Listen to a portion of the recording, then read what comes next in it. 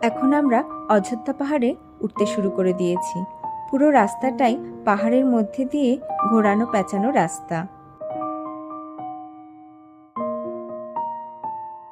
এই অঞ্চলের বাড়িঘরগুলির একটি বিশেষ বৈচিত্র্য আছে। বেশিরভাগ বাড়ির দেয়ালগুলিতেই এইরকম সুন্দর পেন্টিং করা থাকে।